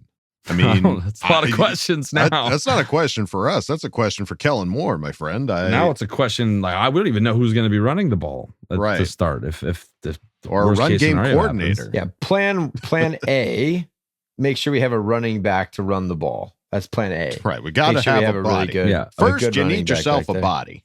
Yeah. Yeah, and he's gonna run different style. There's gonna be different style of runs. I'm praying we get away from zone stuff. Have it in there as a wrinkle, but we're more downhill, kind of direct power football. That's my hope. Mm-hmm. And it was interesting. I did see somebody on Twitter post like the amount of money the RB1 of each team in the last 10 Super Bowls made. The average was like $1.3 million. Wow. Like there's not like, you got like Marshawn Lynch was the highest name on there. But everyone else was like, was it Pachenko was making $700,000. You just get lucky with one of these guys, give them opportunities. So I don't know. I don't know how to. I feel like I'm just in my brain justifying being okay with this later, and I'm not going to be okay with this later. No, it's not going to be okay. Chargers Truther, thank you for asking the question. Let's move it on now to Bolt Dan, who asked the question. Hola, vatos. We need one position only. What are we getting? What do you want, Kyle? Tight end. I want tight end. Fresh, hot, off the press tight end. In the draft, the first round I want. I assume that's what Bolt Dan is referring to. Yeah. Yeah, I think, it feels like tight end. Like Kyle just said, like where are we lacking in starters? And tight end really feels like the biggest area of opportunity, right? Yeah, that right now. Safety right now. The other until we that any type of free agent signing is done. Right now you got Derwin and not really anybody else back there. That's true. Yeah. Well, that's forgot about Aloe. Yeah. But can't forget about kind Aloe. of a hole there. I just the only thing that worries me is just like the longevity, and like not longevity, but like the ability to stay healthy of our edge rushers. It would be really nice to have like a early guy that doesn't need to come in and be a stud right away, but can learn behind these amazing players. Right. And then if somebody gets hurt, now's your time, bud. Now's your time, pal. Yeah. So that's something to think about. Something to consider for sure. Yeah. Bolt Dan, thank you for asking the question. Let's move on now to Daryl Sandlin, who asked the question. Hello, boys. The D-Man is back. Hope all is well in Charger fanland. Okay, 2 things I'd like to know. 1, we all know how us Charger fans love to dream up situations for the upcoming season, because I know I do it daily. Am I the only one who would love to hear Keenan mic'd up for Game 1, get that first TD and blurt out, "We're back, bitches"? 2, how do we really feel about edge rusher in the first round? I would not be shocked if Tommy T traded up for Nolan Smith from Georgia. Dude is an absolute beast, and we all know Staley loves the Bulldogs. And 3, since we all know the Faders are a total joke, how about we adopt FTC as well? Faith, trust, cherish, since I'm a new Christian now. F it. F the Chiefs. Okay, love you. Bye. FTC, FTR, FTC. FTC, FTB, FTR, they get them all. We get them all, Daryl. Let's see. To answer the question, yes, would love to see Keenan mic'd up in that first game, and because Keenan chirps for sure. Yeah. Like, you're going to hear some fun things. I feel like they aren't allowed to put all of Keenan's mic'd up actually on the episodes. Yeah. It's a liability. A lot of it gets edited, I'm sure. For sure. Edge rusher in the first round. Sounds like Kevin is down for an edge in the first. I don't know if I really want to go that route, because I think tight end is still a priority, especially with Parham going, and see what happens. But I wouldn't be upset if they did something like that. I wouldn't be pissed. I mean, that's a premium position. Mm-hmm. Edge rusher, tackle, those are big premium positions. Even if we drafted a tackle, it was like out of nowhere, a guy falls and that's a stud, go get him, For sure. That's kind of how the draft works. So if the way the pieces fall, if we get a stud edge rusher, yeah, that's awesome. I'd love it. Yeah.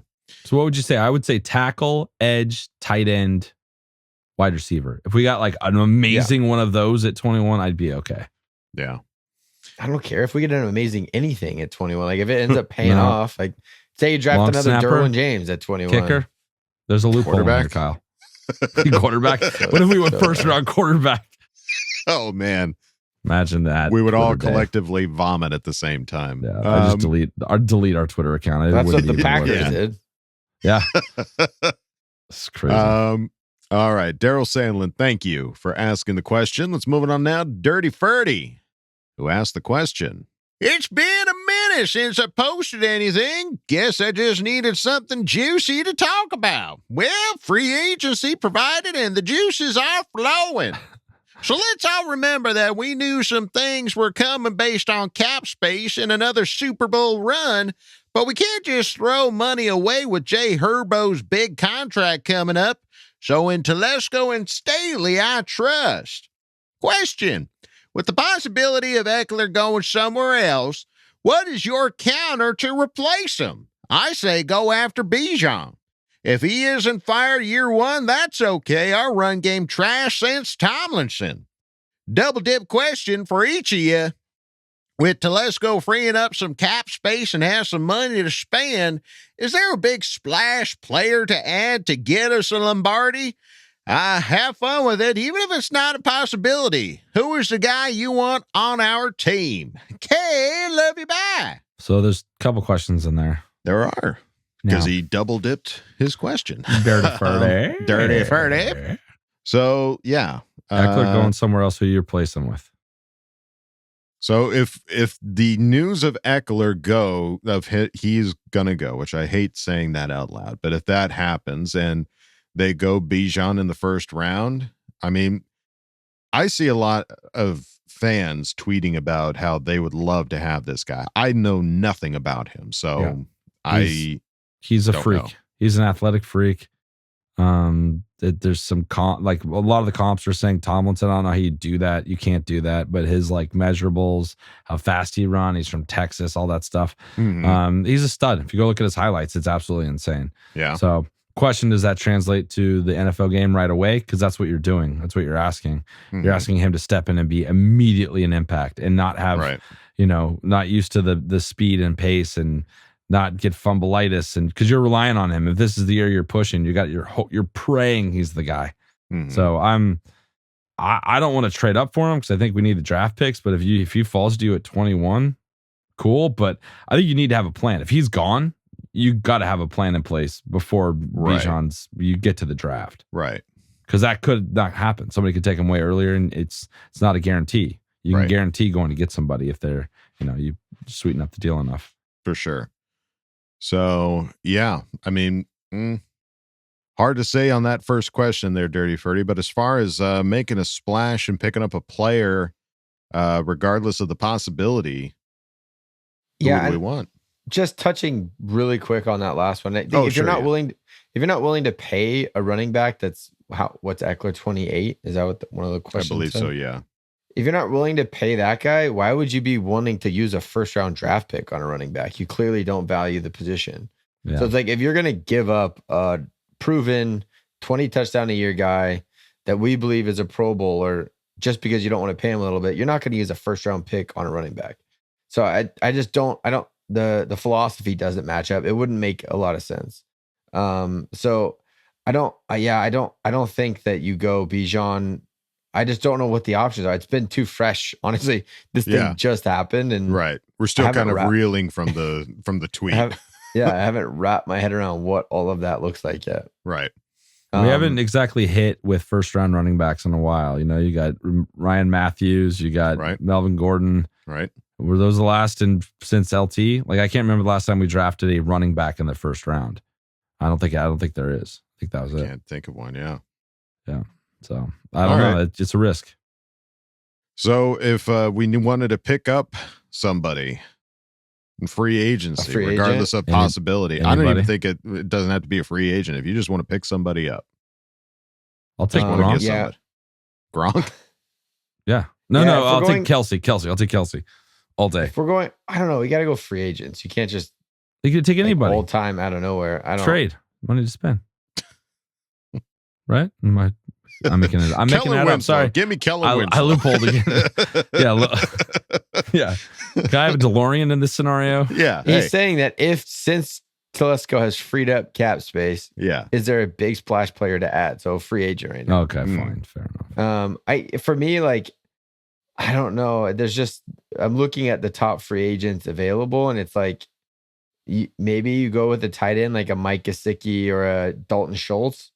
It doesn't feel like a big splash. There is one name that's about as big a splash as you can make. Splash Donald. Cannonball. Odell Beckham Jr. Yeah, that's pretty splashy. That's a cannonball into the shallow end. Yeah. So I don't know. I don't know. I don't really want a big splash. I would rather take that money and divvy it up to some studs that are number twos throughout the lineup. Sure. Yeah. Sure. Yeah. I remember the talk about Dalton Schultz when he was a free agent. I think it was last year.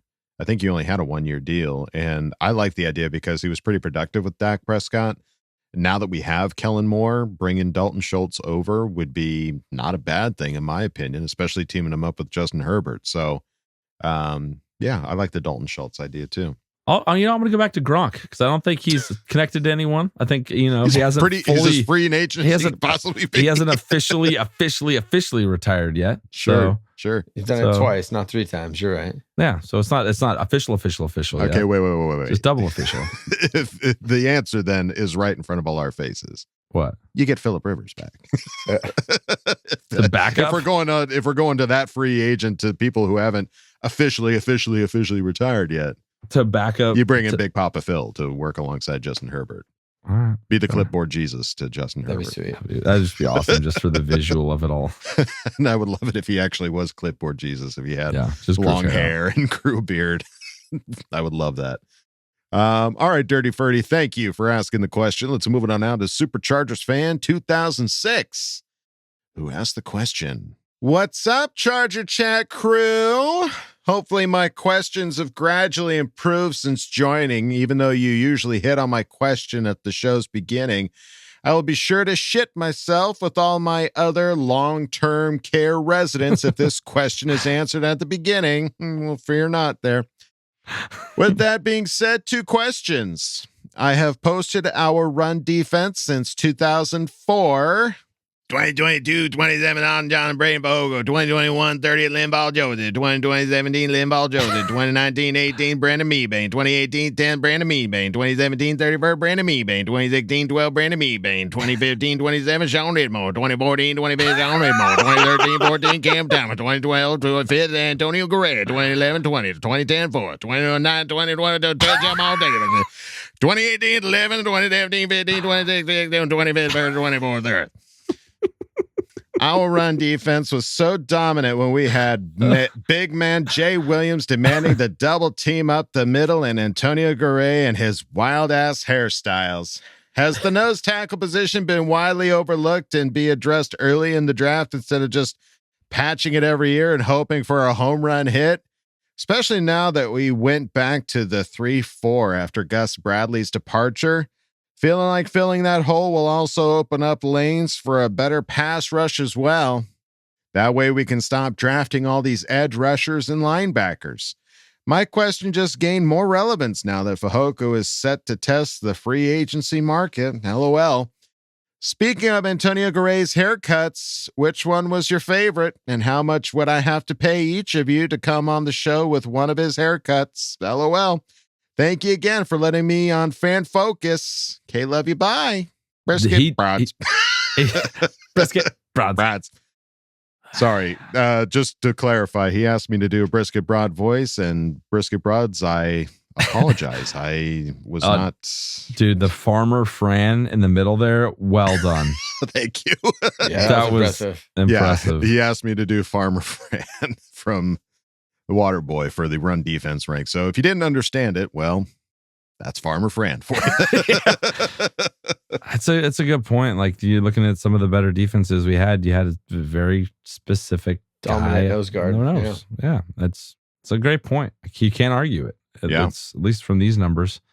We've been kind of on a rotating door lately. So we'll see. Austin Johnson's coming back next year, so hopefully that fixes stuff. But the Braden Fehoko thing bums me out, man. He was doing so well at the end of the year. Yeah, it's a big bummer. And then Antonio Guerrero's haircut. Now, from what I remember, it was crazy. It was less of the hair and more of the facial hair that he got sharp. like zigzag. Well, if I don't remember Antonio Guerrero like that. That was a name that I was like, I had to Google it, so I did. And you might want to do yourself a favor and just Google his name and go to the images, because holy cow, some of his hairstyles were insane. Like there was jack-o'-lanterns. There was one that was like dedicated to Junior Seau. And it went all the way up to his beard, and he had just some crazy hairstyles. I can't believe that I don't remember this guy at all.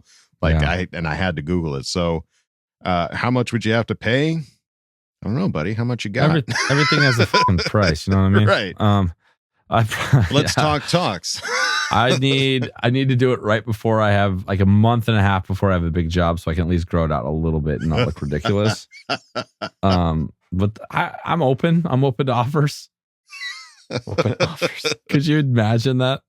Oh my God. Well, especially if he's paying for the haircut, because I mean, I'm sure those were expensive haircuts. That's some specialty barber stuff. Yeah. And the problem is I have two monster calics right here. So I can't guarantee you I'm not going to go full double alfalfa with one of these haircuts. It's a very high likelihood. Yeah. And the thickness of the forest on top of Mount Wolldog is sparse, to say the least. So it'd be I don't think you would have focus. the same effect. Yeah, it would be more beard focus for Wolldog. So yeah. Let us know what what do you got there, Superchargers fan. We'll talk money, but that'd be wild. One of us showed up one day. He DMs one of us, we do it, show up the next episode. It just might happen. Might happen. Superchargers fan 2006. Thank you for asking the question, bud. Let's move it on now to Athir Kadir, who asked the question. Charger chat. Oh, I cannot wait for Tuesday. So, Wolldog, I saw the switch. I love it. I can't wait till I get it. Hoo-ha. My question for the coach. What does Coach Staley need to do to get our defense to be top 10? Because the offense will be awesome. Top 5, FTR, Bolt Up 23. Let's go. Hoo-ha. Hoo-ha. Oh, big man. Adam did this video on our Patreon where he did the commentary for an entire game of highlights as if he was the commentator as Al Pacino. Pacino. Oh shit. It was pretty fun. That was awesome. Kill me. Buy a pack of gum, show you how to chew it. Show you how to chew it. All right. So, coach, what do we need to do to get our Solve defense our to be problem. top 10? Solve it. Yeah. I don't know. If he knew that, then we would be a top 10, and he's way smarter than I am. So I can throw out my opinions, but that's just what they are. I do think that there needs to be an emphasis on the run when there hasn't been. That's like a very it just seems like we're not doing that and we're not playing well. So let's start doing that and maybe we'll play better type of a feel. Hey, here's a thought. I don't know. Like he came out and explained his philosophy on it, and it made sense. Like I get it. Right. There's at least some logic there, but maybe we switch it up and try to stop the run a little bit more. But maybe that Eric, maybe Kendricks will do that, and that'll be sweet to have a running back. And sure, yeah. I don't know. I don't think you can simplify it down to do one thing and you become a top 10 defense. Mm-hmm. I think your whole team has to work together better. It's not just putting good guys on the field and good luck. They all have to work together, and they got to buy into the coaching, buy into the scheme, be consistent, not get hurt. There's a lot of stuff that goes into becoming a top 10 defense. Yeah. Yes, Kev. The floor recognizes Kevin. I'd like to chime in. I think the easiest way to get to this is no injuries for anyone on the defense throughout the entire season. Yeah, just don't get injured. That's it. That's just a new trainer that is awesome, has the best technology, and no one ever gets hurt. That's the move. That's the idea. Yeah. I like that. It's as simple as that, Athir. So we'll see if they can pull it off. But thank you for asking the question. And we go out of Ask Boltfam with Danny Lags. Who asked the question. Hey, yo, young bucks. How about that cap space, huh? Any predictions, coach? Aye. So, Samurai won the last match. He moves on. Okay. Wrong. Next match. Hey. Next match. In a small area with a river going down the middle with rocks. Bring out the Valhalla crazed Viking versus a cocaine bear. Who wins? I hope he's got a huge bracket. He's got a bracket, yeah. It'll end with the NCAA. It's his March Madness. This is his. This is Danny Lags March Madness. Danny's March Madness. Now, I have a feeling we can kind of come to an agreement on this one. I'm hoping that we can. I don't know. I might curveball. I don't know either. He might curveball just to be a dick. On 3. No. Let's say it ours at the same time on 3. Okay, here we go. Wait. This is just one Viking. Correct. Yeah. Samurai went on. Valhalla crazed Viking versus a cocaine bear. Which is just a bear. A bear on cocaine. Yeah. Okay. All right. On 3. All right. 1, 2, 3. Valhalla crazed Viking. Oh Viking. My God, Kyle. No. Come on, Viking. You've seen Valhalla crazed Vikings wear bears. You never see a bear wear a Valhalla Viking. You don't think a bear's ever killed a Viking? You're an idiot. Not a crazed Valhalla Viking. No. You give a one-on-one. What was the scenario? A river?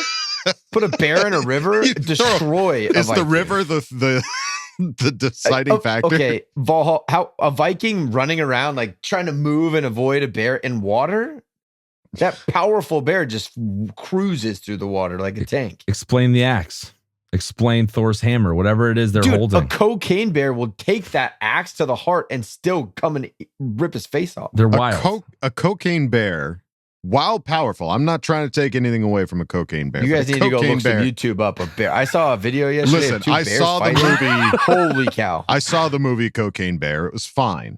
I'm just saying, a guy that actually has the ability to come up with a game plan, whereas a bear is just strictly instinct. That's all the cocaine bear has. A bear can crush a moose's spine with his club. What are we talking about here, boys? This seems like a simple answer. Don't just regular like Joe Schmoes hunt bears? with Hell guns. Sure. Cocaine. How does cocaine bear? Spoiler. I don't Vikings care. are hand-to-hand combat. Do they kill the cocaine bear at the end? Spoiler alert. Yes. Spoiler alert. Plug it if you Turn it off if you want to watch. If you don't want to the hear it, don't listen. 1, 2, 3. No, the cocaine bear actually survives. Fuck. See? But to All right, be my fair, theory hits there was a no wall. Valhalla crazed Viking Yeah. that was going after him. Well, I don't So- know if you've seen that on YouTube, Kyle, but you should go look up the Valhalla crazed Viking on YouTube because it doesn't exist because they're an ancient beast that will They murder. got eaten by bears. No. I can't believe There's the great bear I'm eating. rooting for the bear. I'm They I'm drank legit too much shocked. beer, had too many good times after You guys have pillaging not and taking seen over enough countries. bears, apparently. A guy that has the ability to come up with a game plan and use his previous experiences to fight a bear while powerful, I think that he could come up with a better game plan than a bear who is just going to strictly try to kill the guy. I think And the he can- sharpest blade could take off a bear's head if it was a strong enough Viking. I think it's a lot closer fight than you think it is, Kyle. I really don't think it's a close fight. Wow. I All right. really think the bear would absolutely just eat the Viking. Straight up. Eat He it. very well could. I mean, I think he would punch him in the face one time and the guy's neck would break. That's what I think. And then you would eat him. do bears punch? Yeah. See, you know nothing about bears, obviously. That's why you would never pick the bear because you don't know anything about him. I gotta go Vikings. A Still. bear? You're thinking of like Yogi Bear. Oh, Yogi. Oh, yeah. I just did some blow. Where's the Yeah. Viking? Oh, Yeah, shit. Yogi. Yeah, he'd get taken down by a Viking for sure. Yeah. Cocaine Yogi dead. Oh, all right. Well, Oh, that's another T-shirt. Danny, I thought this was a slam dunk, but here When we you are. said that in my head, I was like, "Oh, he's thinking cocaine bear." 100%. I was thinking Viking the whole time. Oh Man, god. I'm Yeah, but sorry. you said I don't know. It might be a curveball. So you also thought cocaine bear would be the favorite. No, I thought you Man. might say cocaine bear and ruin it for everyone. That's what I thought might happen. Oh man. Now we got samurais moving on and stupid Vikings, and they both would die in these scenarios. Well, folks, maybe you can be the deciding factor. Please put it down in the yeah, we need comments. to put a poll Yeah. on our Instagram. Yeah, Yeah. who would win? Cocaine Valhalla bear. crazed Viking or a cocaine, bear? Yeah. Let us know down in the comments. Or Danny Lags. Lags. If you want to post it on Twitter, I will retweet the shit out of it and we'll get that poll going. Yeah, To hey. really help because, yeah. Help us out because you are dividing this podcast with every question you ask. But I want to see where Danny. this bracket goes. This is too exciting. Well, thank you for asking the question. Kyle's just stewing I'm over deep there in now. thought. I'm researching how powerful grizzly bears are right now, and it's insane. But aren't Valhalla Vikings like from the gods? It's just another word for a Viking. I don't know if that's necessarily true. Like Valhalla crazed Viking. That's what it is? That is the word that Danny Yeah. used. That just I means don't they're think like it's- crazy about getting to Valhalla. They're just like cool Vikings. Willing to die at any cost. Viking. Yeah, willing to get eaten by a grizzly bear trying to fight it one-on-one. Swinging, going in a down. And I river with think, rocks. I'm not saying if he won, he would be able to go to the next bracket. I'm just saying that he would win. This might be a dead bracket situation where both die. I think you guys watched that one Leonardo DiCaprio movie and you have no respect for bears anymore. He survived. Yeah, absolutely. Yeah, you have no respect for a bear because there's no way Leo would be absolutely annihilated. Fair enough. All right. Danny. I do think the bear beats the samurai, though. I'll give you that. What? No.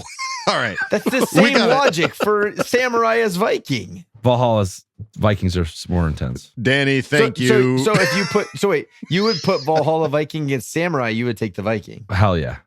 Never in a million years. Power. No. That's at least samurai all day. 280-pound man versus like a Kyle, 150 I can agree with you on samurai. that one. Samurai would kick the ass of a Even Valhalla more crazed divided. Viking. Even more divided than we were 2 seconds ago. Cripes, Danny, what are you doing to us?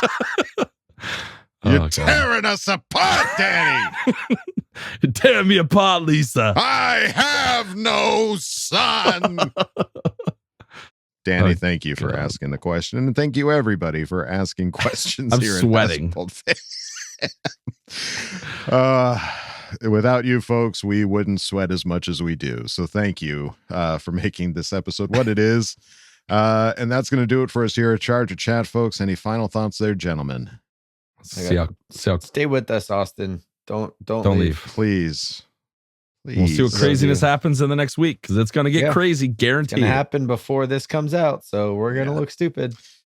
All right. Well, we'll see you guys on the next one. Thank you for sticking around. And as always, don't forget to bolt up, because we're ready for any squad, any place. Okay, love you. Bye. Okay, love you. Bye. Yeah, love you. Bye. Yeah. And now, a word from our sponsors. Tonight on Fran's Kitchen. What are you with a lame now? I'm sorry, Chef? I'm a day with a lame now. I don't know what you're saying. Oh, where you are here and tell me where in the land now.